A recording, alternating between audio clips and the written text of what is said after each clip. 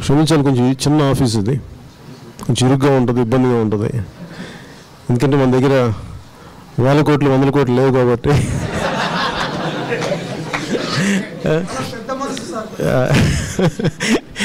కాకపోతే ఏంటంటే మనకి ఒక రాజకీయ మార్పు ఉద్యమం రావాలంటే స్థలాలతో వీటితో సంబంధం లేదు, కానీ భావం తాలూకు విశాలత ఉండాలి, అంతేగాని స్థలం తాలూకు విశాలత ఉండాలి.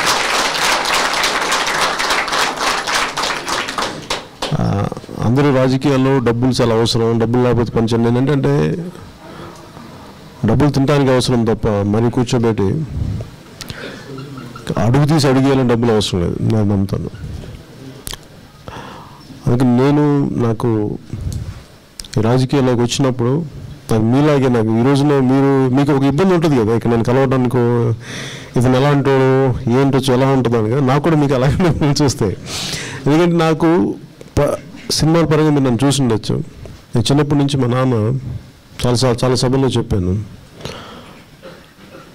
నేను చాలా చిన్న ఊళ్ళో పెరిగాను, మన అనంతపూర్ కంటే చిన్న ఊర్లలో చాలా చిన్న టౌన్స్లో పెరిగాను, కనిగిరి ఇలాంటి చోట్ల.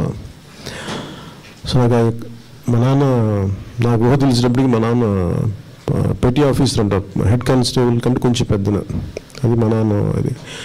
సో నాకు ఇలాంటి స్థాయిలోనే తెలుసు నాకు. కాకపోతే నాకు తెలిసిన ఏంటంటే నాకు ఇబ్బందులు పెరిగే కొద్ది కష్టాలు ఇబ్బందులు ఇవన్నీ తెలుసు నాకు. అదే నేను ఏదైనా అనుకున్నానంటే ఏదైనా చేయాలి మనకి సమాజానికి, కేవలం మనం బతకటం కాదు.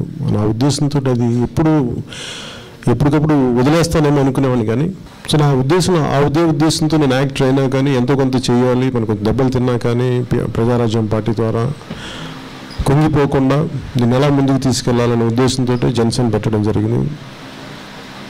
నేను ఎవరు వస్తారు ఏదో చేస్తారని ఎదురు చూడలేను, ఇప్పుడు నేను ఎంత చేయగలను అనేది ఆలోచిస్తాను.